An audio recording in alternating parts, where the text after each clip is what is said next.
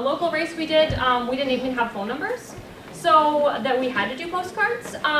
For obviously out-of-state races, they may have more resources in other places, but it's still another great, unique way of reaching the voters. Can we go on to the next slide? Great. So where do I get addresses? You can reach out directly to the campaign manager. However, Tony the Democrat has a program that we've now written for 32 different candidates across the country, doing postcards since, I think, March is when we started. We started with the infamous Georgia 6 race for Congress, and we're now writing for Doug Jones for Senate in Alabama. And in between, we've won some, we've lost some, we've ousted some incumbents, we've won some open seats, we've held some seats. There have been things all over the country, and it's been fantastic.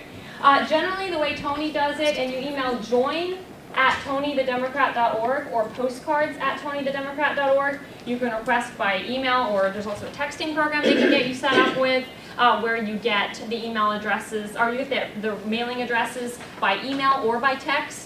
And it's super, super useful. You can do 5 at a time, you can do 50 at a time, you can get a group together, get a bunch of addresses, and they just send you the addresses, no names, and you just write the cards. You buy your own postcards, make your own postcards, and it's all grassroots and awesome, and they don't mind that we're sending from elsewhere in the country because they know someone cares. Someone cares about their race. They might be in the middle of Alabama, Oklahoma, somewhere. They know someone else cares, and there's another progressive voter out there who cares. So where do I get stamps? Post office. You can get the ones that are actual postcard stamps for 34 cents each and not just letter stamps. How long does it take? Generally, you're using your own postcards. You have to handwrite the whole thing, but we've gotten creative with making some designs and then copying them, so all you have to do is just add the handwritten message, and it already has the little drawing and everything already on there. You can also just use store-bought postcards, and you can, some of them, like Sister District Project or Postcards for Virginia, wanted them mailed from in the district, so you had to mail them back to the campaign. But the way Tony the Democrat does it, you write them, you drop them in the mailbox that day. Can you go on? You don't have to do it as an in-kind donation, unless it's Sister District, I think, had that. You get to pick who you write for. You don't have to write for all the campaigns. You sign up, you get addresses, and then you're on the list. So if you want to write for future campaigns, great. If not, you can take time off when you're doing something else. And they give you the instructions for what to write. So let's connect after the conference. I have some samples going around. I'd like to get those back. If you want to take a picture of my samples, so that, obviously it comes with instructions, but I purposely didn't put voter addresses on there. So if you want to take a picture, you can, and you can get started. Indivisible435.org. Okay. It just came out this week. Okay. And there's a PDF you can download. They also have a PDF that you can download for endorsing candidates. And they also have a PDF you can download on voter registration, which connects to the Turbo Voter. But this one in particular is about electoral politics 101, and it's pretty good. If you haven't been active yet, if you're just revving into things, it's pretty good. It's pretty basic, but it's pretty good. So I'd like to introduce you guys to Deborah Shaw. If you'd like to stay in this classroom, we're going to talk about electoral strategy in Massachusetts. I'm just going to talk briefly and then try to take some questions.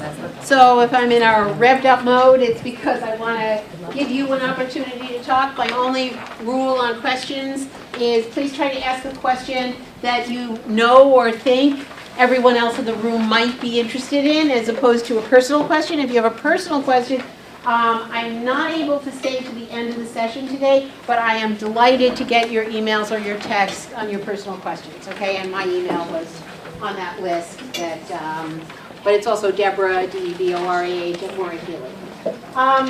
When you are thinking, generally speaking, about signing on to work on campaigns, and I will keep it plural for the moment, but I think ultimately you want to concentrate a lot of your effort in one place rather than in several, and I'll talk a little bit about that.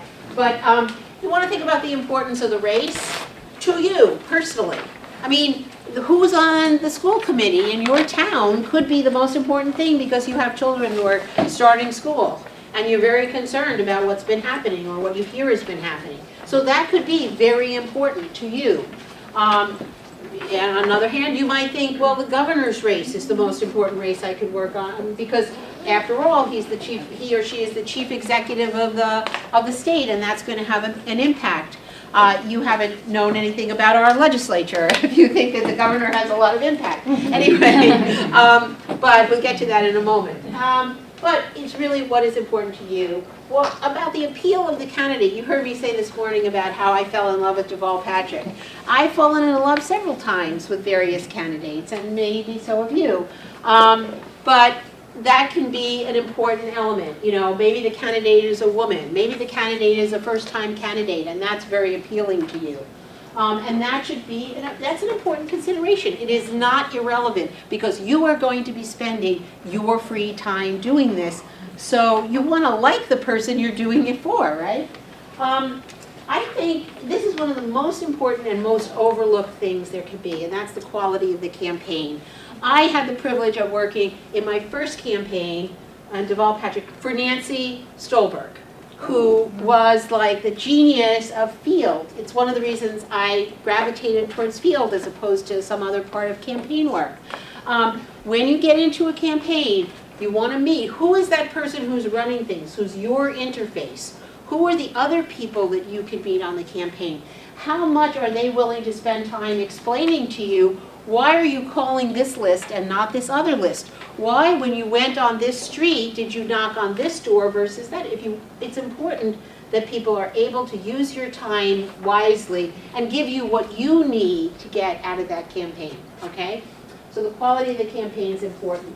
You're also going to want to think about personal factors like the time you have available, even something silly like the location. I mean, it's hard to get to some places and you don't necessarily want to drive an hour to get to the place you want to be, the campaign you want to work with. Also friendships. I mean, lots of people sign up together. So decide with your friends. It's much more fun to phone bank with your friends or go canvassing with your friends and stuff like that. So you might decide as a group, and that's where these groups like Indivisible come in, because these are people who are becoming your friends, right? And last but not least, sort of the goals you have, both short-term and long-term. Is there something you want to learn? Is there some impact you're trying to have? I went into campaign work in late 2005, early 2006, because I wanted to do campaign work as the next career that I would have. So I picked races from there on that would teach me something so that I could ultimately run a campaign in the way I wanted to run a campaign. That may not be what you care about. So you want to factor that into your decision making. I'm going to urge you to taste widely so you can find out about these candidates, about these campaigns, but then focus your efforts. I just always found that the more focused you can be, the bigger impact you can have. You'll also be much more relaxed because you won't have 20 people calling you to do the same hour of GOTV work, okay? Because we all want the same thing from you. We want everything you can give, right? If we're running a good campaign, we want you every hour of every day. So you're just going to be made crazy if you don't ultimately focus your efforts. But you don't have to do that in the beginning. Unlike raising money, it's not something you have to do early. Okay, next slide. Let's talk about a few of the races that are out there. Obviously, the governor's race is out there. We all know Baker is now the most popular governor in the nation. But that doesn't mean he can't be beat. I mean, you're going to hear later about environmental voters that didn't vote. Lots of people don't vote in the gubernatorial race that vote in the presidential race. We need to get them out. Deval Patrick's race got more people out. In Deval 2, we knocked on something like 1 million doors, okay, in that race. That's a lot of voters. It's about 1.7 million voters if the averages are right? So there are races that generate more turnout than others. And if we can generate the right turnout in this race, he's beatable. So you may decide if you want to get involved. If you just flip this is the voting pattern from that race. There's a couple things you should know. I mean, there's a lot of red there, right? But here's what's important to also realize. This is Middlesex County up here, and Suffolk County. That's where most of the vote is. So, I mean, sometimes people think we're Boston-centric because, we are just arrogant. Well, we are, but it's also where most of the vote is, okay? So you might live in one of these districts that if we looked at the Deval-Patrick map, it would look a little different, right? That town was blue that day, and now it was red in this, and it could be your job to make that difference. So that's the governor's race. We also have a congressional race right here in Massachusetts, and as you were told this morning, we have 24 House seats to get. We can't afford to lose one.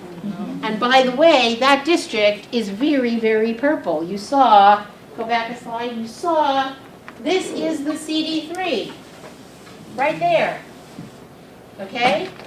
So that district is a district we could lose to the right candidate. So there's going to be a big primary, a lot of fighting, and then we're only going to have 6 weeks to beat a Republican.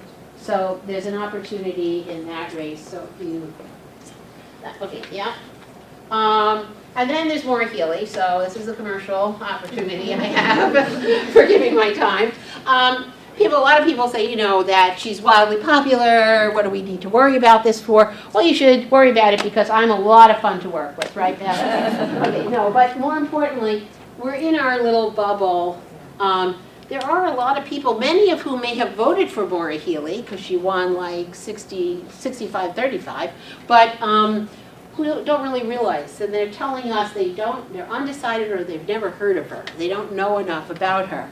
So there's an opportunity that we don't think we're going to lose this race against the 2 guys who are running from the Cape. I don't know what's happening on the Cape these days.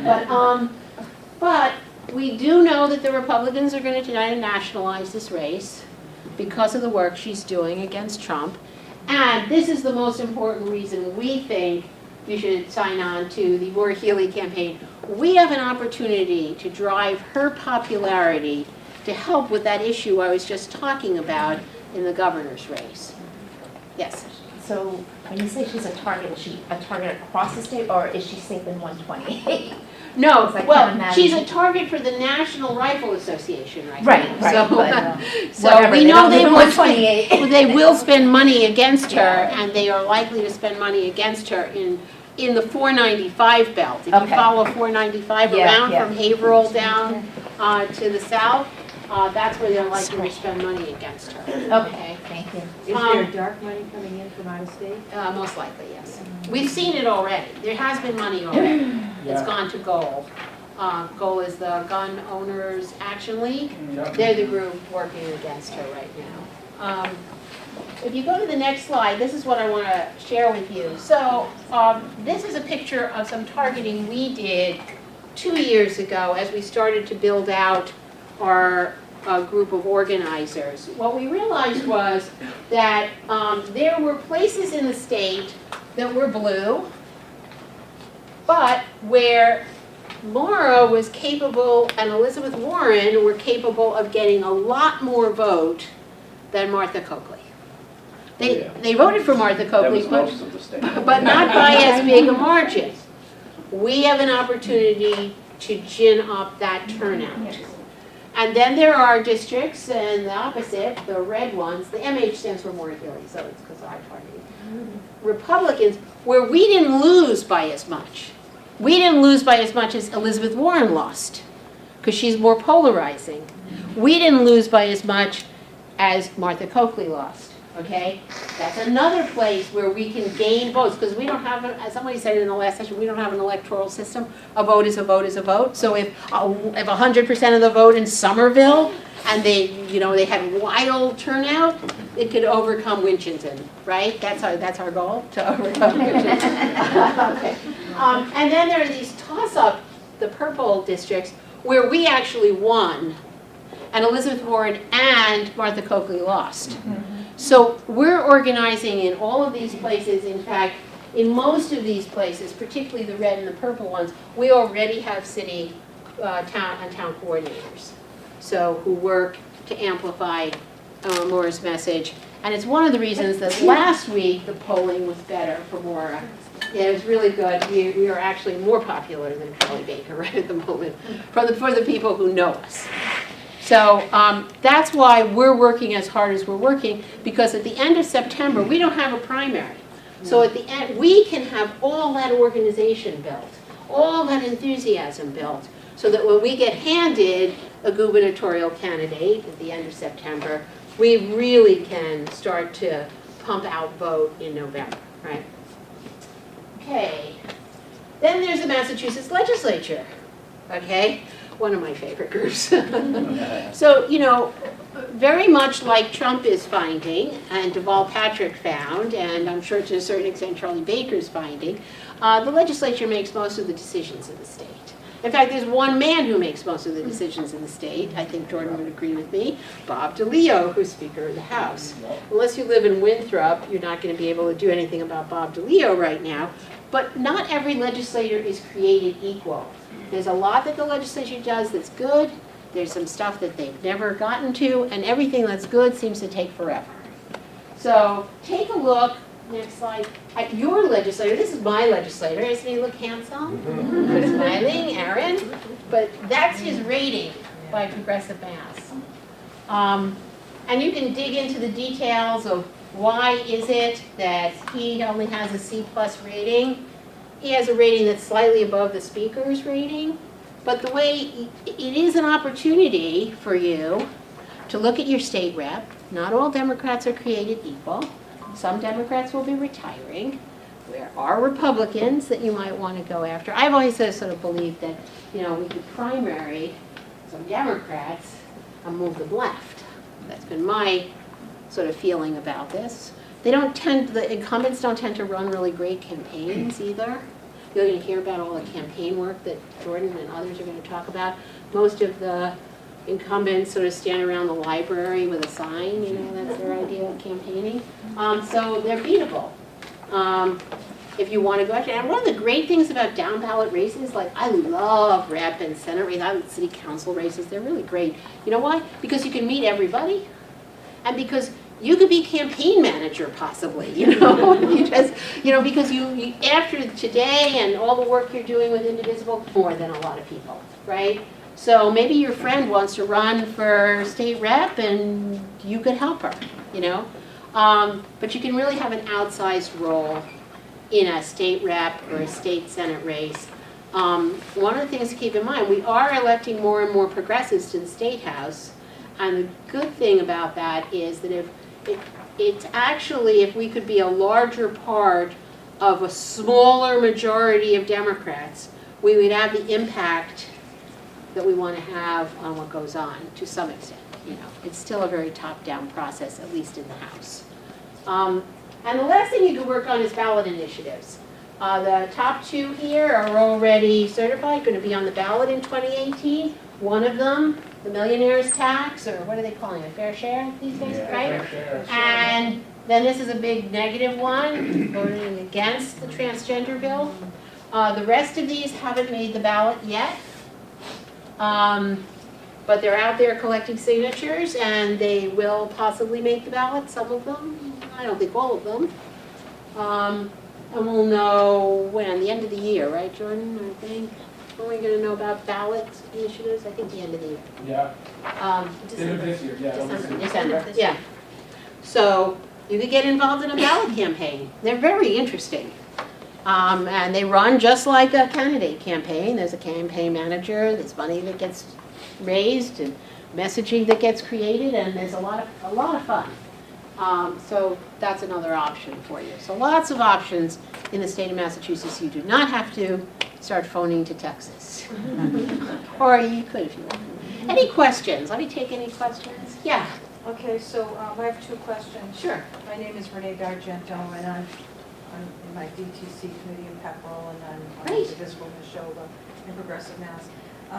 So our DTC chair talks about how we're in a red district, and the incumbent has advantage because the media does not cover Democratic issues. Right.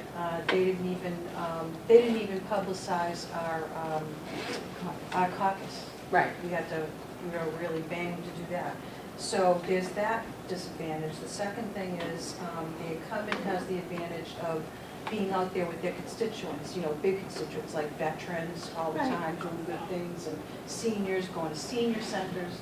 So, how do you get the candidate out there with that disadvantage? Well, I mean, nothing, okay, so incumbency always has an advantage. Is it still true Massachusetts has the worst turnover in incumbents, or is that less true anymore? It used to be that we were the worst, but it's bad. So let's say, we're starting with a disadvantage, there's no doubt about that, but let's talk about the things you mentioned. So how much does the newspaper count versus going door to door? I mean, Jordan's going to talk a little bit about that. How much does the newspaper count when you're raised enough money to send mail? And I get a personalized piece of mail. Someone's going to talk about, Hope's going to talk about postcards also, but there's direct mail.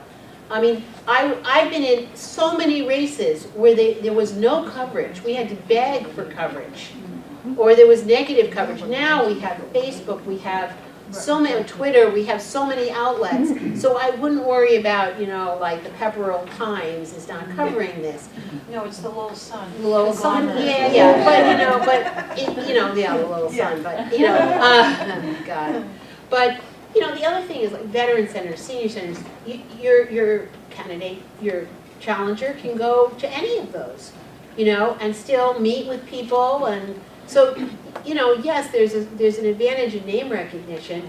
But if you start early enough, and I would tell anyone who's working with a candidate right now, it's almost too late for 2018. Not too late, but it's almost too late because you need to be raising money this year. Our system is a yearly system, unlike the federal. You need to be raising money this year, and you can hit up the same people next year for money again, and so that you have enough money to send that direct mail. In a rep race, you need about $20,000 to send the right amount of mail, especially if you're an unknown. How much for a senatorial? Oh, what are we, 50, 60? What? For State what? Senate. For Minute, state Senate. minimum state senate. Oh. For mail? For mail? Yeah, It's, I mean, for mail, Maybe at 50, least 60. probably 80. yeah, Yeah, okay, 60 yeah, low. yeah. It's about 160 for an incumbent in a state senate, about 260 to challenge, 35 to 50. Hi, Hi, I'm Doug from Haverhill. First of Doug all, from Haverhill. we love Maura because she came and helped Andy. Yes. So that was very, Mayor very Jimmy. sweet. Mayor Jimmy. But in Haverhill, we have now about a bank of 300 volunteers. Yes, And so what we're trying to do in Indivisible is to set up so that people can meet the candidates Yeah, more great. in the beginning. Do you think that's the best approach? yes, yes. Look, as long as people are meeting voters, that's what you should be doing. You don't need to go to the DTC because you know all those voters already. You need to be out meeting voters who don't have the No, logical we're talking about bringing, like having candidate forums and stuff. candidate forums. Well, here's the only problem. I would just say this to you. If your candidate forum can truly generate X number, there's no magic number, of voters, Mhm. that's fantastic. Have at it, okay? I go to forums all the time. There are no voters there. I mean, they're voters, but they're all partisans. They're all the campaign people for you, Doug, and the campaign people for Owly, and, you know, so that's the only risk. I would, if a candidate says to me, should I go to the Ward 12 forum, or what else should I do? I would say get on the doors. You know, because Yeah, no, the no. Ward 12 forum is going to, you know, or whatever, the Wellesley town meeting is going to mostly be people who already know the candidate. I mean, you know, I love you guys, but, you know. Yeah. You talked about like getting involved in campaigns and finding ones that you like, and you even mentioned getting, you know, or not getting research from the campaign. Aside from like signing up from all of them and see who like officially answers your email or whatever, like what do you look for when you're looking for that? Well, I mean, I went, you know, you can send an email and see what kind of response you get. How fast do you get a response, you know? So let's say you reached out to 10 campaigns and 4 of them wrote back to you. So now you want, where is your headquarters, or how are you set up, or what are you doing, and what could I do as a volunteer? See what kind of answers you get. Meet with the campaign manager or the field director if it's a bigger thing, and see what they have to say. Do they have a plan? Could they put you to work right away? I mean, you know, if you called me, I would just tell you, you know, I have a spiel. I mean, I know what I would say to you, but I've been doing it for 3 years. If I were just started, I might say to you, we're not ready yet. Can I get your information? Can I call you back in a month? And I would call you back in a month. If you don't get that call back, you know something already. So, you know, it's sort of logical, you know. Yeah. So piggybacking off this question, for us activists, what is the most effective strategy if we pick one, like door knocking, phone calling? Yeah. You're media teeing up coverage? Jordan, so I won't give away his, so hang on, stay for Jordan. But yes, there's, look, but I will say this, Jordan's gonna tell you about what's the most efficacious and so forth and so on.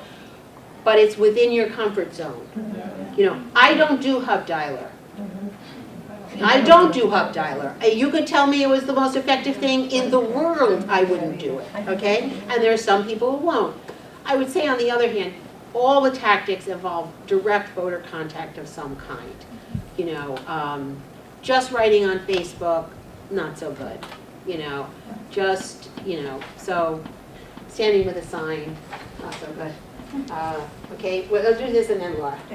What about helping out with administrative tasks? For someone like me who doesn't really like knocking on You doors. hate people, right? I know, I feel it. We always need data people.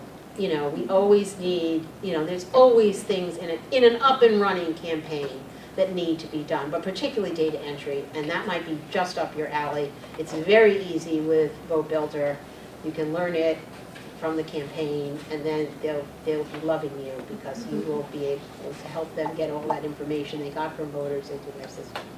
So that's one thing you can do, but there's always like envelope stuffing and card writing and all sorts of other things. Do you think that's impactful? Or Oh, of would it course. be- I mean, if I didn't have people entering data and taking sign-in sheets and putting it in my Vote Builder, I wouldn't know what to do. I really wouldn't. So don't all volunteer for that, because we do need people to contact voters. But no, it's hugely impactful. What about technology infrastructure? Is there, Some campaigns are gonna say, we'd love you to do that, and other campaigns are gonna say, what? So it's, but again, that might drive who you decide to volunteer for. So we're gonna talk about like texting and stuff like that and Right. a little bit later. Just a question, I know that sort of a year ago, heating seat was one that was being focused on by Republicans. It still is. It still is, so Yeah. that was my question. So Yeah. just in thinking about the House delegation, the federal House delegation, obviously the Songus seat, but also the Keating seat. Yeah, I think 4 of them have challengers already, right? Yeah, they're all gonna have challenges. They're all gonna have challengers, but I But I think know Keating Lawrence is not. Keating is a seat that might flip Keating and Songus are the 2 top. to maybe Lynch, do you think that Lynch will try Lynch. Neil? People are not happy with Rich chairs.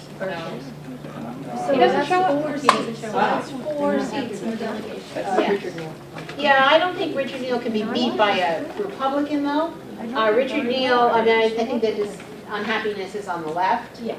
I don't know that he's being primaried, but, I mean, I have a soft spot for Richard Neal, and I wish he would show up at town halls.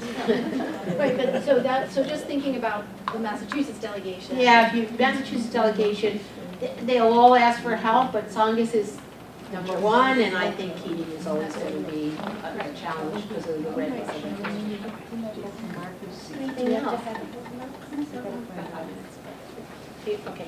Yeah, I'm the chair of the Democratic Party Town Committee in Rowley, which is a red town. It is. My goal I is love you. to turn Rowley blue. Right. I mean, I don't care if it's just one vote, but Right. that's my Okay. goal. That's all that So, counts. that's what I'm focusing on Right. completely. So, I mean, but I've been in Rowley for 26 years, and, you know, been active here and there. I've never ever been contacted by a campaign or our committee when we had it was never contacted by campaigns. So I'm just saying, if they're not, you know, state campaigns, you know, contact us. You know, Yes. you should contact me. You know, Yeah. or Healy, and you know, so contact your local, you know, Democratic. Yeah, and the same goes the other way, you know, I mean, we do definitely want to hear from you. But, you know, I mean, like anything, I think Jordan's going to say it, the resources are short, we never can speak to everyone, we can, you know, but no, we have to try to not write off. You know, I mean, I spent all of 2014 convincing Maura Healy to be in Western Mass, and those of you from Western Mass know she was there quite a lot, and every time she was there, someone on the campaign said to me, "It's only 12% of the vote." You know, why do you have her out there so much? So Yeah, because one person would be interested in her and working for her and reaching Rowley people, but it would be nice to be able to be coordinated. Yes, So yes. another person's going to be interested. I just in wanted the to add, governor. that's the part of the state Democratic Party, Uh-huh. the field service committee, we usually contact all the town committee, city committee, and also campaign service committee. So I will let the state committee know, then Rowley never been contacted. That's not good though, I will let you know. Yeah, that's important, that thing. On average, so when Clinton versus Trump, 3.3 million people voted in Massachusetts. For governor, that went all the way down to 2.1 with Coakley versus Baker. Barack Obama was 3.1 twice, 2008, 2012, although a little higher in 2012. And then Deval Patrick was 2.3 and 2.2.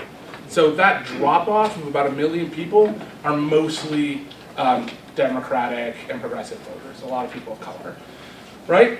So when people say to me all the time, like, oh, the governor is super popular, I remind people of two different things. One is, most people have no idea who the governor is. I can tell you factually, we did some polling about it. And the second is that the media, because it covers two things, it'll say like, it'll cover the fact that he's popular, and that's it, nothing else. And they'll cover the fact that like, whenever he says something against Trump. That's like the only two things they cover. I remember I made the mistake of listening to NPR the day after the election here, and they were like, there were elections across the country, and it was the local part, not even the state one. And in Massachusetts, there was a municipal election for Boston mayor. And then that was it. I was like, there was a state rep race. Like, we had other things on the ballot. Get it together. Imagine there was like this independent place that informed the populace about what was happening in their local towns on elections. It would be amazing. People just generally don't know anything. And even if you were super popular, we just need to get 10%, 20% of people who vote in presidential elections to vote in a governor's year, and it won't matter how popular it is. You'll beat them anyway. So I tell people that also because it's important if you care about Elizabeth Warren's, the Maura Healey's. These governor's years are tougher years. They are tougher for Democrats in Massachusetts. They're tougher for progressives in Massachusetts. We lose progressives sometimes during these years, and it worries me. So I would like this year to not, as somebody who cares about electing progressives, I don't want to lose any more progressives. I'd like to replace some of the governor with somebody like, my favorite thing that the governor did is he went around talking about the things he did to pass opioids, and then in his 9C cut all the money for opioids. And it never got covered. And I was like, this is literally the worst types of governing, to like go out and tout the fight you're doing and then cut the money for it. Okay, so that was a side. That was like me not math lines. Not to go back one more. Sorry, I just say hi. So, my name is Jordan Powers. I'm the executive director of Mass Alliance. We have 27 groups. They're not all here. They just couldn't all fit on this. And so I get the pleasure of, electing progressives to the State House and State Senate to try to make our cities and towns more progressive. But the other big thing we do is we actually get these 27 groups working and functioning together as best as possible. That is itself its own full-time job, as well as trainings, education. We try to build and support the progressive movement across Massachusetts as a whole. I won't talk too much about that, but just to give you a little background on what I do.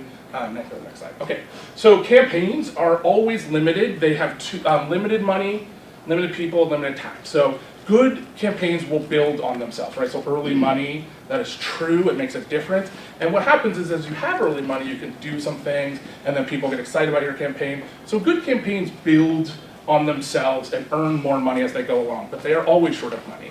Same is true of people.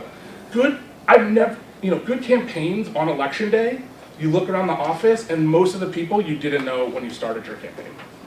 It's like this straight bedfellows, lots of people come in, but every campaign is always short on people. There's more people, more things to be done, more things we'd like to do. Somebody in the last session asked about technology. I'm always like, yeah, great, who has time for that? Like, nobody has people for it, right? So there's just a lack of people.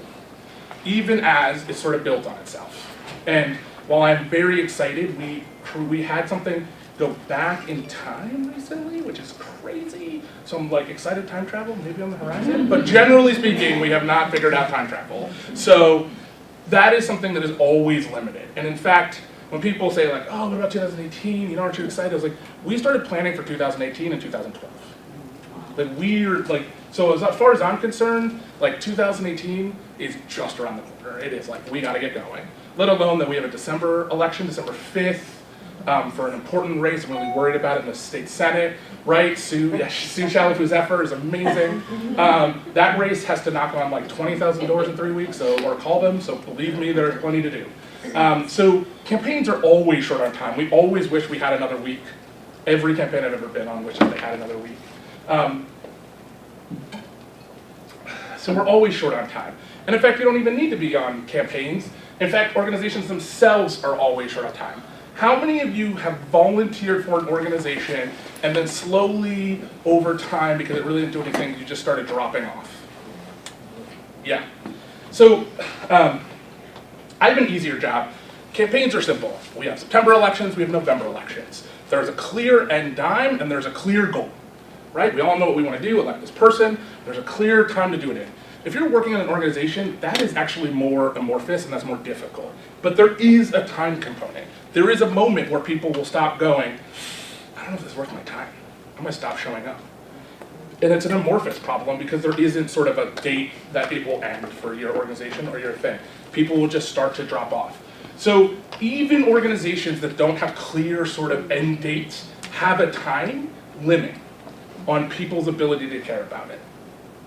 And so I encourage people who are doing work on organizations and issue organizations to have a clock by themselves. On the other side of it, imagine you showed up to an organization that said, here are our short-term goals, here are our long-term goals, and we're gonna get our short-term goals done by July and our long-term goals in the next 5 years. You're gonna be like, oh, I'm signing up for that. Thanks.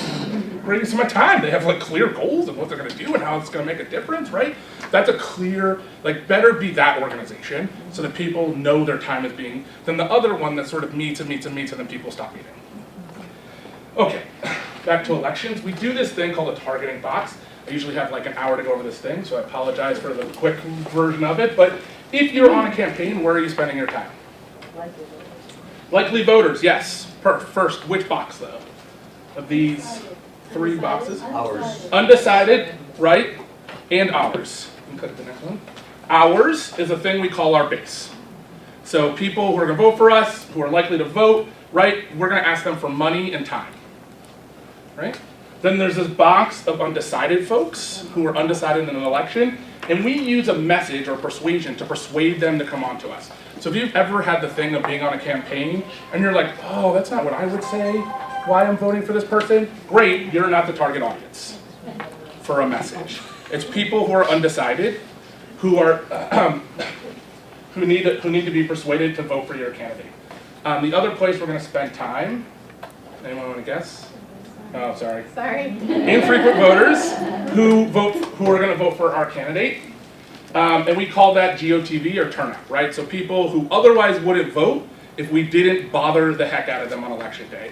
I like to say good GOTV campaigns are ones where you get called back to go, Jesus, stop calling me. Great. If you don't annoy the easily annoyable, you will never get the people who are unlikely to vote. And so, you can click that one. Unfortunately, there are these people, and I tell campaigns not to spend any time with them, non-voters, right? So first, just really quickly thinking about this is a metaphorical box. It changes election to election. So if you are running for fish hatchery in Falmouth, which is a re-elected position, there are 500 people who care a lot about how many fish are released. And then everyone else is a non-voter. The 35,000, whatever it is, are non-voters in that race. If you're running for president, you're actually, non-voters is almost no one, right? In theory, if somebody showed up at your door and was like, you'd have to do this thing, you'd either like vote for them or against them. But like non-voters in that race is a lot less, right? So it is different based on the election. For example, 3.3 million people in Massachusetts voted in the presidential, and so they were very likely voters for presidential. 3.1 the year before that, 3.1 4 years before that, right? They're very constant. as opposed to the governor's years, they're like almost non-voters. So election to election, that changes. The other important thing, come on in. Hey. The other important thing is, so we focus on these people, right? This, you can click the next one.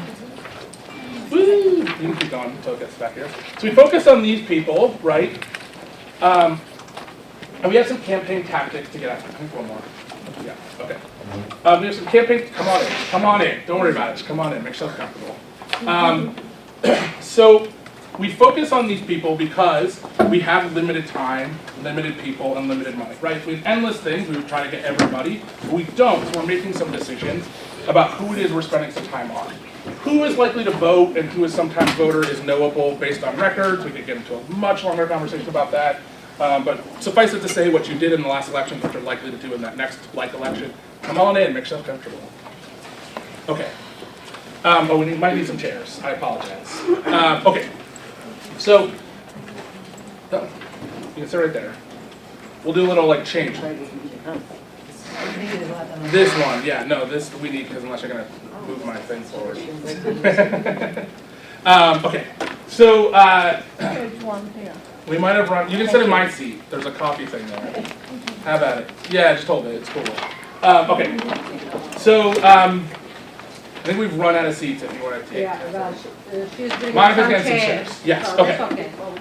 So we make decisions based on campaign tactics on these things, right? So the other two things really quickly I want to push you on is, I can't tell you how many campaigns I get to, and they'll say, oh, Jordan, you don't have to worry about working on a message. We already have it, and who's in the room who's making that message? Almost always these people in the corner. It's like the people who show up to the meeting on a Saturday, and they are literally the worst positioned to have a sense of what this is. That's true also for issue organizations, too. I can't tell you how many times I hear a message and my eyes are glazing over. Like, don't be the people who sound like the Charlie Brown parents.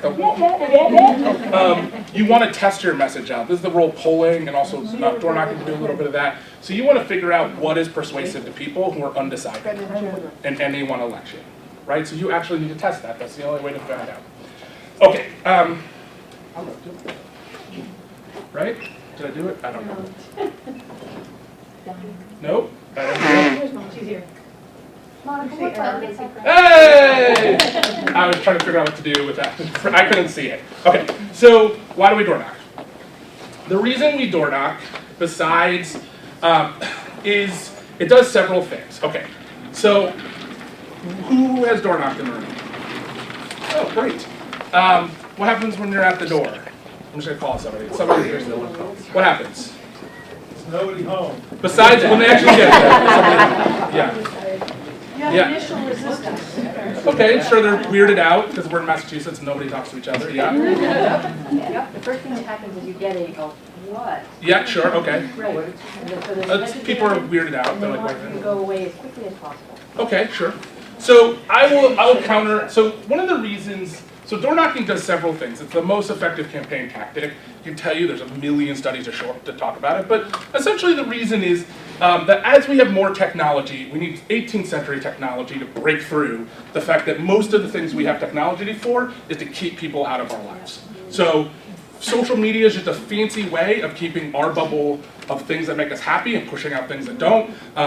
Most people more and more aren't talking to their neighbors, they're not knocking on those doors. And so the role of a campaign is to interrupt what's otherwise likely to happen. And so part of that is talking to people old-fashioned way, which is to have a conversation about their democracy. And so door-to-door is the most effective way. It also does something that other things don't do. So hopefully I'm delivering a message to people who are persuadable, but it also gets information back. Right? So not only do I find out sort of who, where people are, but, not only do I deliver a message, but I also figure out where the heck you are on this thing, right? I can generally know if you're likely to vote or not, but I don't know if you're going to support us or not. And the only way really to know is to ask you. So the great thing about door knocking is it doesn't just give information, it also brings information back to the campaign. How am I going to interact with you in the future? Am I going to try to convince you to vote for me because you're unsure? Or are you voting for me and now I need to ask you for money or time? Right? Or yeah, no one's gonna vote. When's that election again? You are right here. Right? I need to make sure you turn up on election day, because you might not. Because it may be an October 10th election. Or December 5th for Sue Shaw. That's right, or December 5th. Right? So, yeah. So if this question fits, Yeah, go ahead. I totally follow your logic about the value of the door knocking. I love it. I love that message, and that's why I've been out doing it. My experience has not been that, though.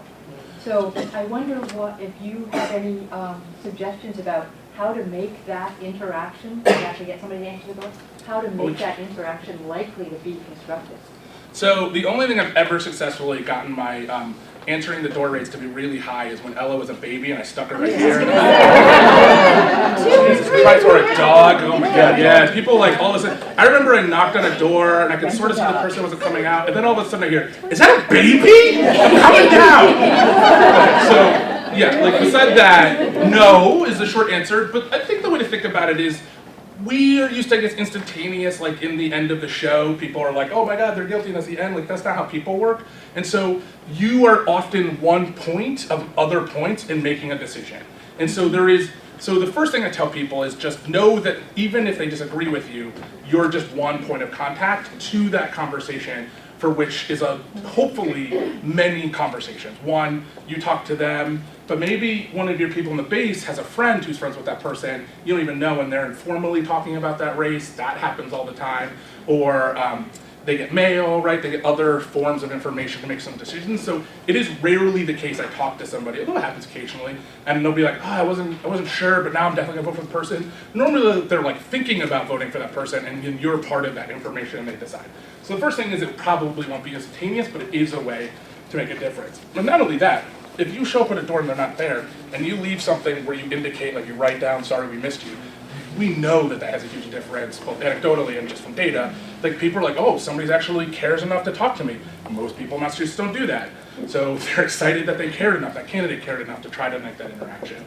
So it does have an effect. It's not magic. It's not like, let's just come here and say it, like, in any one election, it can have a 4 to 10% difference. That's a lot. Most elections are not won by more than 10%. But it's not a lot. 90% means it's not. Even in the best case scenario, 9 out of 10 times it'll have no difference. So but that's what we're working on the margins of this work, right? You're making a difference on that 4%. That's the difference in almost every election. Okay, phone, you can keep going. That's what we do now. I could do more about it, but well, very quick. I love this picture. Phones, we all wish they were like this, but they're likely like the next one. Like that. They still matter. Most of the people who vote, especially municipal elections, are older. They still have phones. They like to talk to people. I can't tell you how many times. So I did some. I don't like phones that much. I like to talk to people in the doors. But I was doing some phone calls for Andy Vargas, and I talked to this lady, and she wanted a big upset. I loved it. I talked to this lady, and she was like, I'm getting so many phone calls, I'm getting called. And I was like, well, actually, because a lot of people don't vote, and this is the only way you can ensure they vote. She's like, yeah, my next door neighbor doesn't vote. You should call him. I was like, oh. So I called the next door neighbor, and I was like, yeah, she gave me the number. She gave me the number, and I was like, so I called him, and he was like, how did you get my number? And I was like, well, your next door neighbor gave it to me. She said you don't vote, you need to vote. And he was like, gosh, she always is bugging me to vote. I was like, well, you should vote, so she'll stop bugging me, right? So it's like, it's like a lot of weird things like that, but it's still, especially for some of the older folks, they are encouraged to have that conversation and like that voice, but it does have less and less an effect every year. Right, more and more people have cell phones and they just let it go away. It'll have less of an effect, but yeah. Plus, a lot of places where these people live, you can't get into. That's right. Although I do always say you should ask for forgiveness, not permission. I always walk into buildings and I'm like, oh, I'm sorry, I left. This is one of my favorite onions, real quick. Onion signs, and then I'm done. It's an Onion article making fun of yard signs. Yard sign with Kenny's name on electrifies congressional arrays. That doesn't mean you shouldn't have yard signs. I have plenty of yard signs. My neighbors, especially for municipal, are like, oh, look who Jordan's voting for. It's pretty innocuous. It doesn't cost a lot of campaign resources, so campaigns should do it. there's just a lesson about like how much we obsess about things that aren't as important. And I think actually it's because we're scared to sort of interact with people, and so we put up reasons to not actually talk to one another. But I promise you, talking to one another is the only way we're going to make the change we want to make. We need to get out of our comfort zone a little bit and do that. Yeah. I got a question Here, on the timing for door-to-door and phone banks. Are there certain days or times that you should and shouldn't? Yes, but it depends on the community. It's totally community dependent. Yeah. Okay. I have a question about your voter target matrix. Yeah. So environmental voters don't vote. We are going to talk about that. Target. We'll talk. You're literally setting up his. All right. We'll get to that in a little bit. Oh, look, he's right here. He's set him up perfectly. We'll talk about that. Yeah. Back here, then here. Yeah. Does it make a difference who goes to what community? For example, am I better off knocking on doors in a 55 and over community and the mother with the carriage or not the carriage knocking on doors in a community next to the school? I'm just thinking there are sometimes people aren't going to answer the door because they can't relate to you. Is there a more relatable component that helps? Or doesn't, or detracts? So it matters. I'm not going to say it doesn't matter, but I guess I would go the other way and say we do too little to talk to regular people that we shouldn't find excuses not to. So I can't tell you how many times I'm a hired hand, I go to all sorts of places, and the first reaction is, oh shit, why is he here? And then after that, it's fear, like just blatant fear. And then, but once I start talking and I talk to them about why I'm there and all the things, people can relate. Is it the only way they will make a decision? No. But there is nothing more powerful than whatever got you to give up your free time to be there. It always makes a difference. And the truth is, you can't prejudge what makes a difference. Is that what we do all the time? Are we letting philosophy override what may actually work? I agree with what you're saying philosophically. Yeah, no, because we have plenty of data that shows it works. We have plenty of data that shows that it actually doesn't really matter who it is. I could get into you with about which different issues it sometimes matters, it sometimes doesn't matter. And there's lots of data but basically the data shows that there is nothing more powerful than door knocking. But you're talking about once you get into the conversation. It's opening the door when someone looks down and sees There is a someone, right? study about the ability of people to open up doors. It's minimal. It's just minimal. The truth People who is, look like you, it's you know what I mean? people will open up doors for people who don't look like them. I know that because I don't look like most of the people I knock on doors for, and they open up doors. And most people open I think there's this fear that it's not happening, but it is happening. We actually had so for Andy Vargas, we had some of the highest rates of opening doors than I've had in a long time, but it was still like 20%, but it was 20%. Yeah. It was really high. But we taught people how to knock doors, which is we told them you don't confront, you step back, so make it easier for them to come out and say hello. And I would say this, the other thing that's happened is like, so I guess I would say it's easier to put up roadblocks to being effective because we're scared. But the truth of the matter is, there's like a million studies over and over again that show it's the most effective. And honestly, anecdotally, I have gotten more thank yous for being out than I've ever been in my life. So many people. I talked to somebody who was not voting for our candidate on election day, and he said, I'm so thankful you're here for caring enough. He's like, I'm not gonna vote for your person, but I know it's tough out there. That is, like, I've never been thanked for being out in the doors, but people get it's ugly. And so I've seen more positive impact and more doors have been opening. I can also tell you that voters are reading mail more than they've ever done. They're thirsty for information, right? That's another, like, we could talk more and more about it. Yeah, back to you. Oh, no, sorry. Up here first and then back to you. So with apologies to anybody I sat at the lunch table with, I would like, because I'm going to repeat what I said, I would like to suggest the possibility, although the parties don't like this, of skipping the door and standing out on the street and just talking to people on the street. My daughter and I did that in Jamaica Plain 3 days before, not where you think. Just like in a very, very working class neighborhood, Jamaica Plain, not around, Hyde, I'm going to cut you off and say no, this. I just want to say, I'm sorry. It's just not effective, but we can. Well, you can talk to lots of people. Everybody talked to us. Everybody. You can get plenty of people and to talk they said they would vote, and they said they would change their minds. I know that's what they told me. I'm not sure. It would be nice to know. Go back there. I know I get very uncomfortable that I don't know enough to go through. Great question. Yes. Okay. So I feel like I don't know enough. I was terrified. Okay. So let me say this really quickly about that. It's a great question. We often feel that way. It is, first I would say you don't need to know everything, just you can know a few things. But honestly, imagine you're a regular person and somebody says, I would like to know what the position of your candidate is on this issue. You say, I don't know, but I'll have the candidate call you. And then you get their number, and then the candidate calls back. That person's voting for them. Better, right? So don't be worried about you don't know. In fact, if you don't know it, what a great opportunity for that campaign to get that voter. So it's okay to not know the positions. It's okay to not know. I encourage people, if you just say, I'm here because I care about this, I don't know that issue. I would love for them to talk to you more about it. That's a good answer. You should educate yourself on what the message is, on some of the issues that they're focusing on. Most campaigns will say these are the issues that are coming up. You should talk about them. If they're not doing that, then you should maybe think about where you're using your time on the campaign, because they should be. But also, you should not worry about knowing everything you need to know, because it's still an opportunity to have a conversation. You could ask them questions. Like, turn it on them. What do you want to talk about? That's also great. Yeah, great. I think we're out of time, but yeah, one more here. Yeah, so there are a couple of things. I actually think, I agree with you about all this. I think knocking on doors can be effective. And it's a really important thing to do, and I've done a lot of it. But there are a couple of things that campaigns really need to do. We need good messaging, and we don't always have it. It's really bad. We have it, and that is important. And also, when you promise someone that someone's going to call them back, they gotta call you back. So they've got to call them back. And I usually take their name and number, and I usually call them back to find out if they've been called back, and it's not always the case. And the other thing is that we have a new issue that recently, and that's fake news. And the reason that's bad is because people will ask you questions about, like I was asked about Hillary being a pedophile.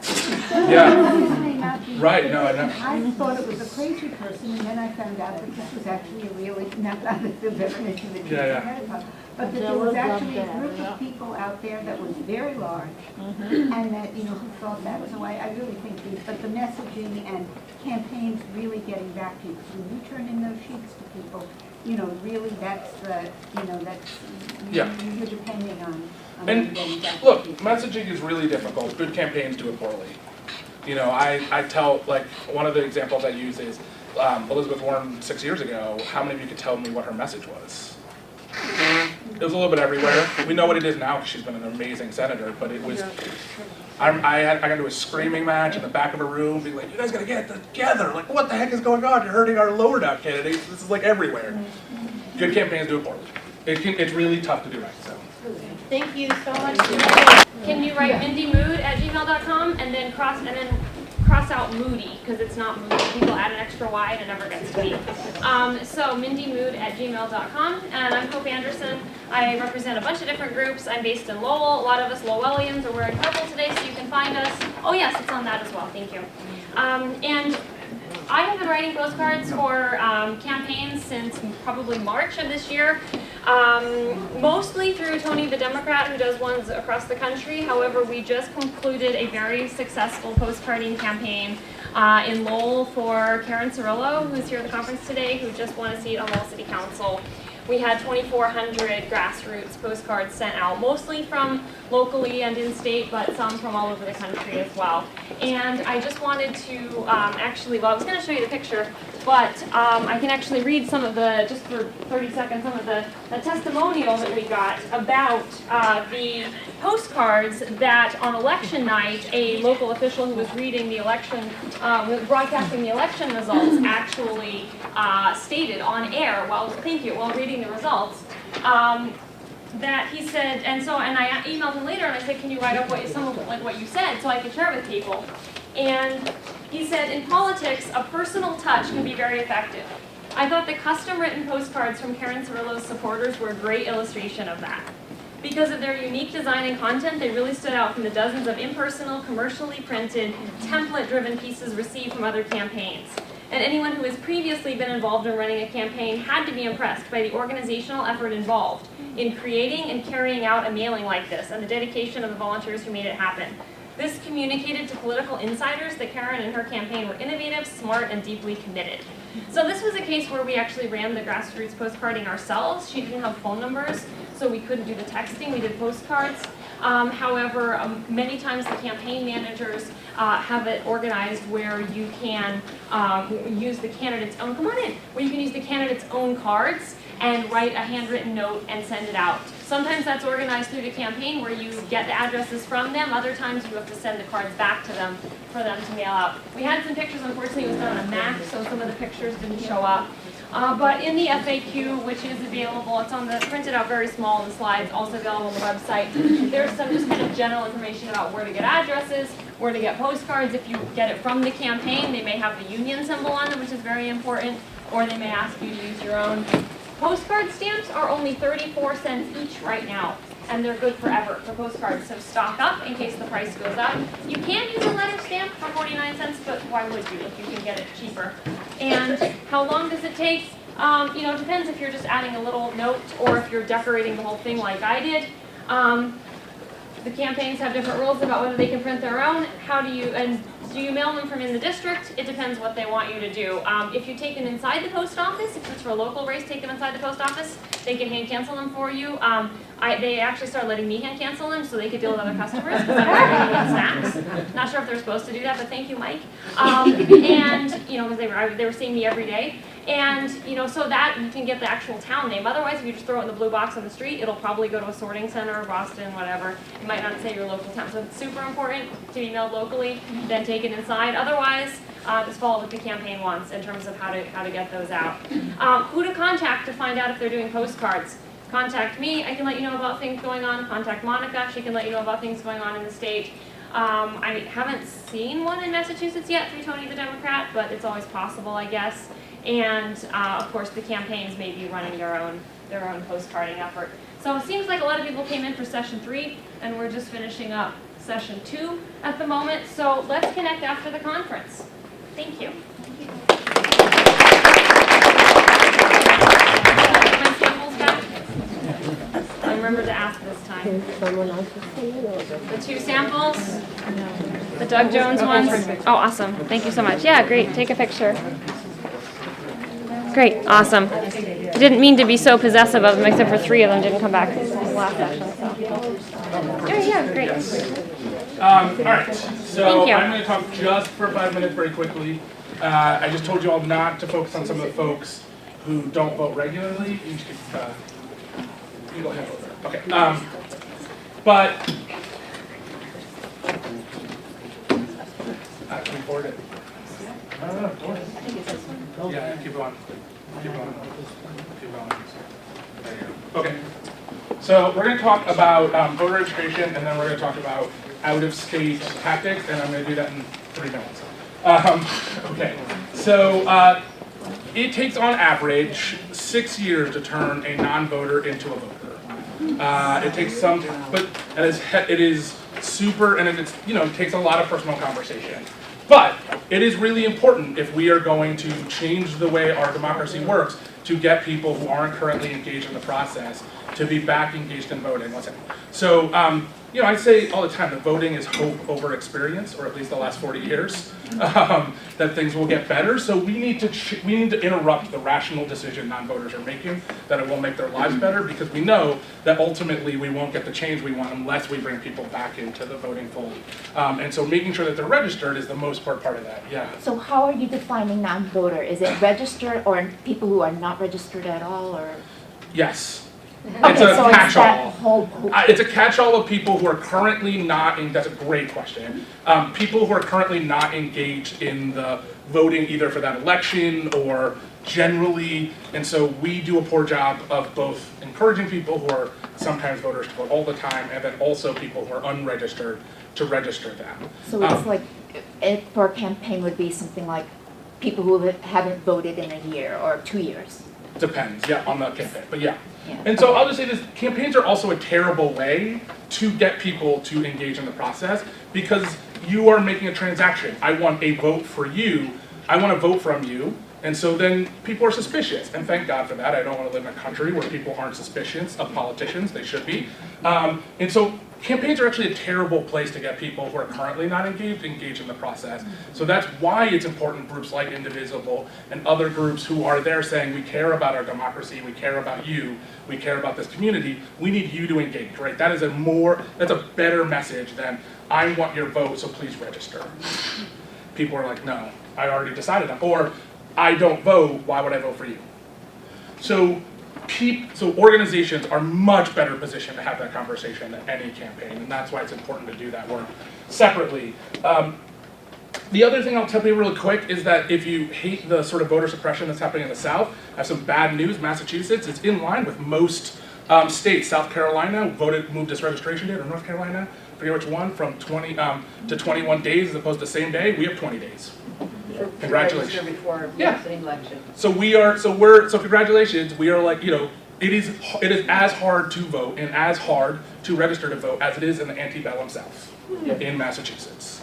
And if you don't vote over a period of time, they kick you off for no reason. Well, you have to do a provisional ballot so they can verify who you are. But they'll kick you off at the same rate that we bemoan Republicans kicking people off the ballots.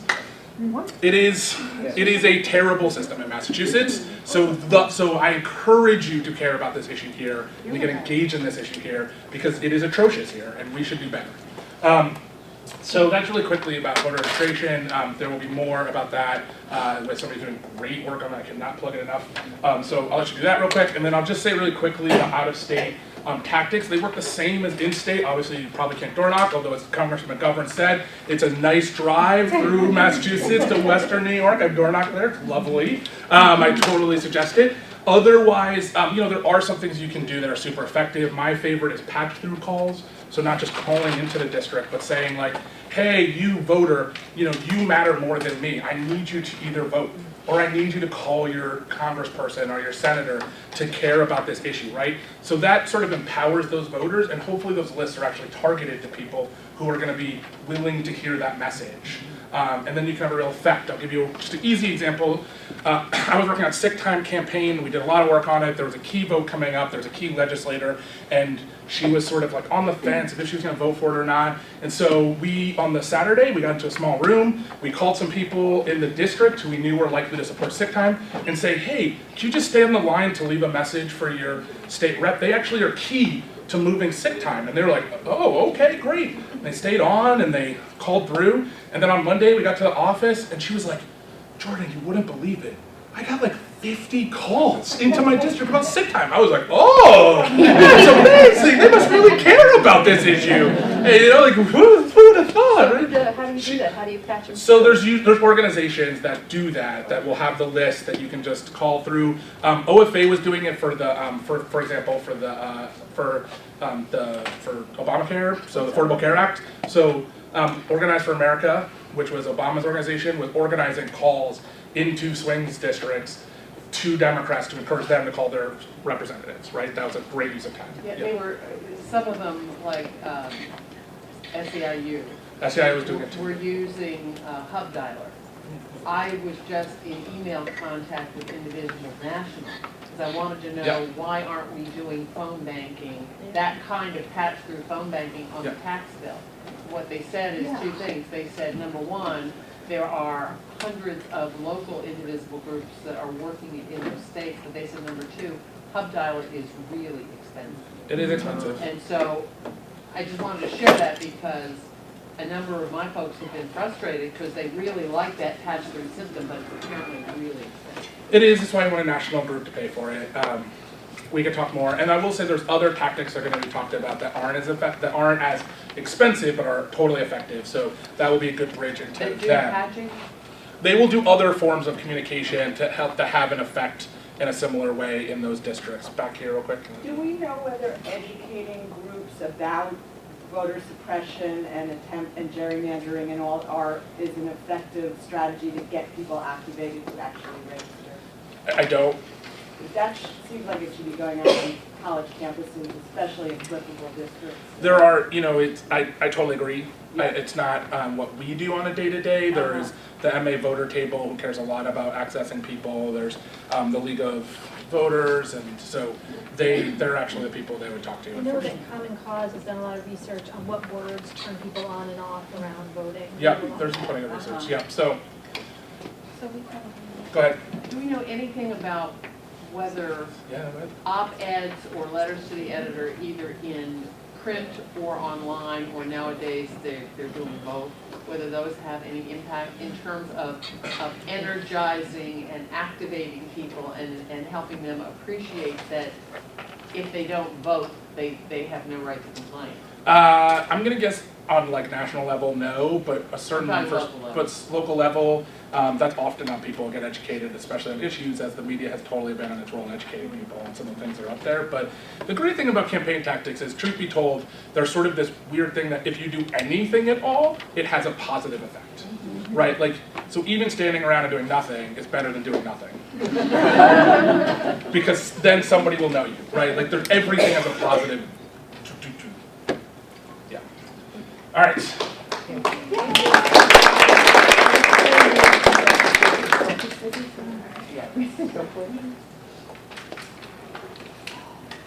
All right, so I'm going to talk about one of the tactics that wasn't mentioned, which is texting.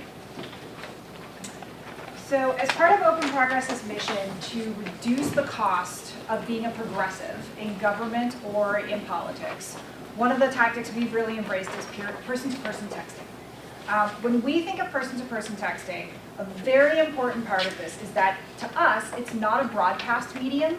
It is a way of creating conversation and relationship in order to ultimately win the trust of that citizen, and in an electoral context, hopefully their vote. So what you're seeing scroll across the screen, this is one conversation between one of our volunteer texters and a voter. This voter was in Washington State. He was in this year's elections. And when Anne, who texts as Andy, when Anne sent out her message, the first thing that this voter responded with was effectively a joke. It was a Star Wars joke. And as a way to just try to get her to go away, right? This person did not want to talk about the election. And Anne just went after it, right? Person to person, had a conversation. They ended up going well beyond Star Wars. And by the end of this conversation, not only had he made a decision to vote and to drive home an hour away to pick up his ballot that he had no intention of casting before this text message landed on his phone, but he'd also made a commitment to vote for the entire Democratic ticket. You can't get this kid on a phone call, and I can't get this kid at his door. So this is another way for us to what I call digitally canvas. This isn't about just dropping a message on somebody's phone and leaving it at that. There has to be a reply. There has to be an opportunity for connection. And that's really how we approach it at Open Progress. We've sent out 1.5 million initial texts from our volunteers that are more than 700. We don't do this with paid staff. We do this with volunteers, just like all of us in this room. And ultimately, we've had 171,000 actual conversations. Now, not all of them go on as long as this, but many of them go on much longer than you think. So, what are the highlights? This is about human connection. It's not a broadcast medium in the way that we feel that it should be done. We're going to burn the tactic if all we do is text people over and over and over again with a single message and no one's ever there to talk to them on the other side. We do this work using a piece of software. We do not use people's personal cell phone plans or your own personal number. It doesn't matter which piece of software you use that's out there. There's multiple competitors. You don't have to worry that your number is being exposed and that you're going to get weird, creepy people calling you back. The setup, it's too many steps in order for us to do this. We have a Slack team. We got to get you on the software. It's a pain. I know it's a pain. There's not a darn thing I can do about it. The good news is that once you're in, you're in. And you don't have to worry about it again. We're a community. The 700 volunteers, We've ourselves exchanged 100,000 messages on Slack in the last 6 months, just to talk about, I got this question from this voter, I don't know what to say, what do you suggest? I got this really awkward situation, how should I handle it? Or like, election night was bananas in the general channel, people. Because one of our campaigns, part of this 1.5 million that we talked about originally, was we did 500,000 of those in just the state of Virginia for just the House of Delegates races. So as the numbers started to come in, the general channel was nutso. And the cost is really minimal. So when you're working with candidates and causes that need a new and effective way to reach out to people for connection, this is an option for folks even on a tight budget. Every text message costs 8 cents. You can text and talk to a district of 5,000 people for under $500. So get involved. This presentation will be up on the Indivisible Convention site. This is the link that will be available in that presentation for you to click and come join our texting team. If you want to be part of the Open Progress Text Troop, we'd love to have you. Come join us. Advocate. Advocate to your candidates and campaigns and your causes and your issue organizations to take advantage of this technology. And reinforce the fact that it's about connection and not about broadcast. Get us out of this highly transactional based view of how we treat citizens and how we treat voters. That's not what this is about to us, and this is not how we think it's best used. Trade up with us as a texting lead. 1.5 million messages didn't get run by me alone. We have many texting volunteer leaders. We only succeed when we share the load. All of us will burn out if we don't have distributed systems to share the leadership. We've got more than 25 texting leads already. We're going to need more for 2018. It can be as simple as sitting on the Slack channel for 2 hours and helping direct the traffic, and as intimate as getting involved in the data and the script writing and the loading for something you really care about. And then finally, raise money. So if you've got a candidate, if you've got a cause that you really care about in your Indivisible group, and you take this idea to them as an advocate, and they say, well, that sounds great, but we don't have the money for it, pass the hat in your group and go find $250, $500. It doesn't take a lot. And this is the kind of money that our groups individually can often pull together in order to prove it out and then win an advocate in that issue or campaign. And then they'll keep paying for it. That's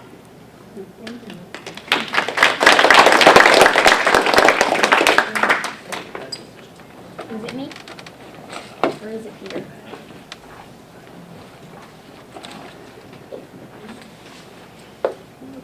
Hi everyone, I'm going to be speaking next last, I think, second to last. My name is Peter. I'm the field director with a group called the Environmental Voter Project. We're Boston-based. We operate in 6 different states now across the country.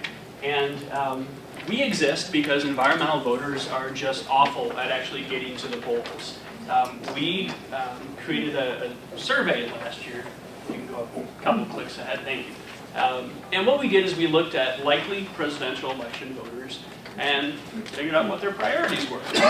All the way down here, 2% of likely voters considered climate change and the environment to be their top political priority. Another 2% considered it to be their second most important political priority. So this is a catastrophe for the environment. And the reason that it's a catastrophe is twofold. First part of that is that campaigns only target likely voters. Like Jordan was talking about, this is cyclical. If you're a really good or a pretty good voter, campaigns are going to keep on targeting you because they want you to keep on turning out. But if you're a non-existent voter or just a really bad voter, it would be political malpractice for a campaign to waste their money trying to get you to vote. It's just the reality of the electoral system that we live in. Second thing is that politicians only poll likely voters, right? It's very transactional. Our elected officials are the most rational creatures who exist on this planet. And they know that when it comes time to get reelected, they better have something they better have done something that the voters care about. And if the voters don't care about the environment, there's no incentive for the policymakers to put an emphasis on environmental policy. Right, they're going to be focusing on the things that really do matter to voters. This is awful. The entire progressive environmental movement across the country is lacking right now in voter turnout. And the good news is, though, that this is also a bit of an opportunity.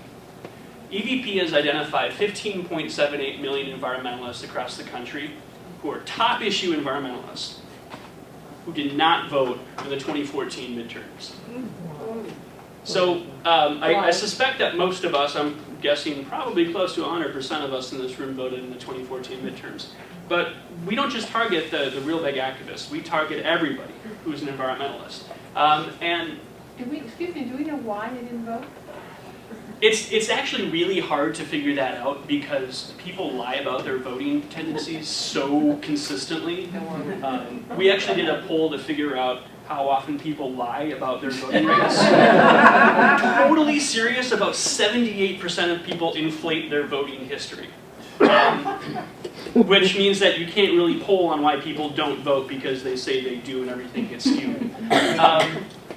But there are a lot of people that we can get to vote who already believe what we believe, but just aren't voting. My uncles are all, pretty good people to hang out with until you start talking. If you bring up politics, then it just goes downhill really quickly. And I'm sure a lot of you have had this conversation where you maybe are talking to someone who doesn't believe in the concept of climate change, and you think, my God, I can change this person's mind. It's so rational and logical. But we all know that politics isn't logical and rational. It's very hard to change someone's mind. So instead of changing the mind of voters who don't believe what we believe, what we want to do is just activate these people who already believe what we believe. We don't have to convince them to care about candidates or causes or issues or anything. We just need to get them to the polls. So how do we identify them? That's the first trick. It's this creepy data that everybody's talking about, and yes, we are turning into an Orwellian society, and EVP is kind of out there on the Big Brother side of things. What we do is we partner with a progressive data collection organization. Every person in this room and everybody in Massachusetts and the country has 1,000 or 2,000 data points about you that are specific to you that are publicly available. Your credit card information, your computer cookies, the clubs you belong to, the pets you have, probably even the fact that you're right here, right now. Those provide information about what you believe and what you think about. So we just run a really big regression analysis of the six states that we operate in. And we can figure out with about an 89-degree accuracy rate who all the environmentalists are in those states. We can figure out their phone numbers, their addresses, their digital footprints, their social media profiles, and really, really importantly, we can also figure out their voting history. So without even really batting an eyelid, we know who the environmentalists are, and we know who the voting environmentalists are. We are nonpartisan. We don't endorse candidates. We don't talk about issues. And that's for a whole host of reasons, but the most important reason is that we don't need to talk about issues and candidates. Because 9 times out of 10 when we drive the 15.78 million people to the polls, they're going to vote for the right people and the right causes. So we have our people identified. What comes next? The next step is actually getting them to the polls, right? And my instinct in my dozen years of electoral experience has always been to say, as an environmentalist, look outside. The sky is burning, the ocean's rising, and tomorrow we're all going to die if you don't get out to vote. But that's wrong. It actually doesn't drive people to the polls the way we hope, the way we think that it does. One thing that we know does drive people to the polls is social pressure. Social pressure is basically guilting people into becoming better voters. You know how I mentioned earlier that a whole bunch of people claim to be good voters when they're really not? We can use that to our advantage. Something as simple as just saying, hey gosh, we know you don't vote all the time because your voting record is public. Really has a dramatic impact. And when we send our mailers out, for instance, direct mail out, we'll list someone's voting record. They don't know who we are, they've never heard of us, but they know that their information is public. Now, the thing that really makes a difference is person to person, though. And we're not as overt when person to person, we're just trying to get people to pledge to become consistent voters. But where we use volunteers all over Massachusetts and around the country, that is texting, which I'm going to go over briefly, but it was already covered very well, calling and canvassing, so door-to-door action. And then we also have digital ads that we target people on as well. I don't have to go too heavily into texting, but this is something we're really excited about. You can reach 500 people in a half hour with a single person. All these scripts are already pre-written, so it's just a matter of just 1 or 2 or 3 taps per conversation. And that's all you really have to do sometimes. You can also type out your own answers, but volunteers I've found are really excited about texting because sometimes if you're very nervous about canvassing, which by the way really is the most effective medium to contact voters, but if you just can't get past that, this is a good way of getting information out there.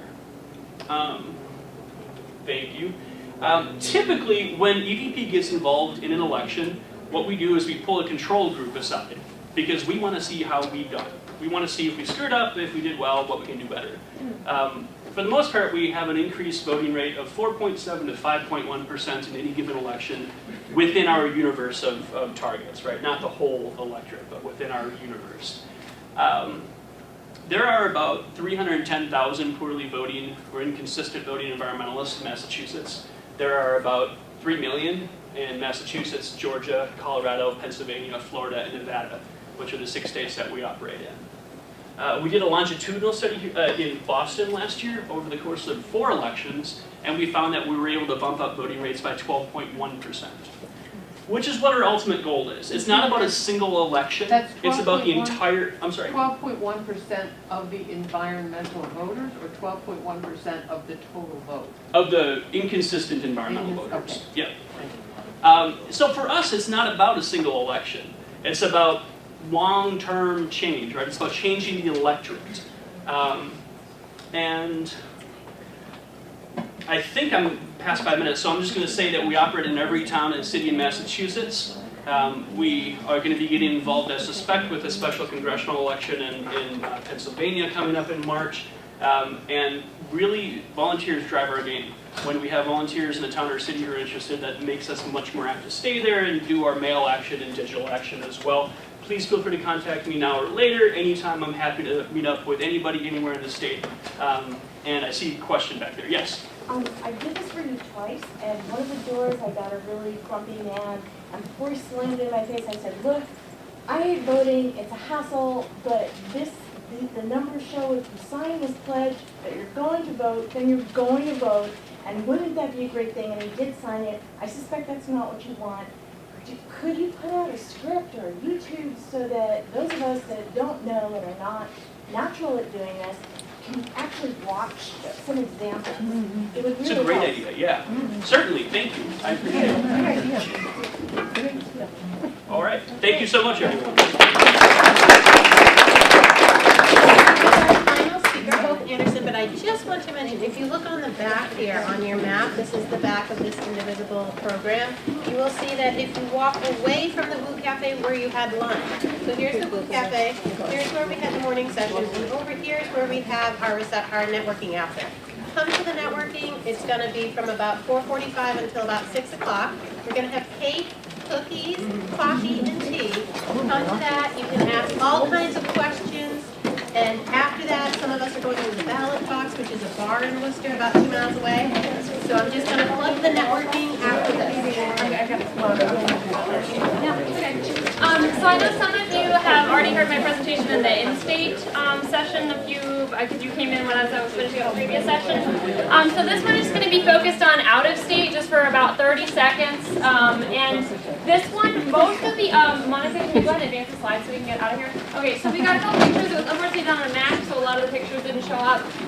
But basically, you can get postcards, pre-stamped postcards from the post office, 38 cents each, or you can make your own. These came out of a scrapbooking pad from Michael's, which I just cut into about 6 pieces. You can also buy the 8.5 by 11 sheets of cardstock and cut into 4 pieces. It's a lot more economical that way than buying the fancy postcards. But obviously, you can also use old travel postcards and whatever too. Can you go on? Awesome, thanks. So where do I get addresses? The out-of-state campaigns, the easiest way is to go through Tony the Democrat. We're on our 32nd campaign right now, or 32nd candidate right now for him. Some of them were multiple. Some of the campaigns were multiple candidates. We're on our 32nd candidate right now for him, which is Doug Jones in Alabama, running for Jeff Sessions' seat of the U.S. Senate. I got a couple samples, which I can leave up here and you can take a look at if you want. Basically, the way this works is he sends you 5 or more addresses, and You don't have the names or anything, you just write your message to the voters. These are addresses that have usually been selected by the campaign or by the state party or county or whatever as being people who we think support our candidate. We just have to encourage them to turn out. So not exactly the same thing Jordan was saying about targeting the people who, vote, right? You also want to, in this case, it's probably targeting a slightly different list of people who, you're not going to convince them with one sentence and a postcard. What is the message on here? Liberty and justice for all have been Doug's life's work. That's not going to convince them, right? But it may convince them to go out and vote. So it's a slightly different, might be a slightly different list. Obviously, it depends on what the campaign or the party wants. So where do you get the addresses? If he's not doing the campaign, you can contact the campaign and just see if they want you to do postcards, or other groups like Sister District sometimes does postcards. Postcards, stamps, can we go on briefly? How long does it take? Depends how much is pre-written on the cards. Some campaigns allow you to print out their message or give you the cards, but if you're writing your own, depends how much time you want to spend decorating. And then you can mail them from in the district. If you live nearby, you get them hand-canceled to the post office. Otherwise, people just, they have them, you mail them back to the campaign, or they tell you to just mail them from wherever, because people know that someone cares. If you are in a little red bubble and you think no one cares, and then you get a postcard from someone, even if they're in Massachusetts, now you know someone cares about your race. All right, so who do you write for? You're the boss, you pick. I've written for some of, not all of Tony's candidates. We also got started being really busy organizing our own in-state ones, so got kind of behind on some of the other campaigns, but then it's so fun to watch an election night and see how many of your candidates you wrote for win. And what do you write? They come with instructions. Anyway, I want to connect with you at the reception or online. My email address, Mindy Mood, not Moody. So this is correct, but a lot of times people add a Y when they type it, so be careful. At gmail.com. I represent a bunch of organizations and all the Lowell folks like Lisa. Shout out to Purple today. We're wearing purple, so you can find us. So come find us. And Renee is honorary purple today. Sort of near Lowell. same region. This region. All right, great. Thank you, everyone. Thank you.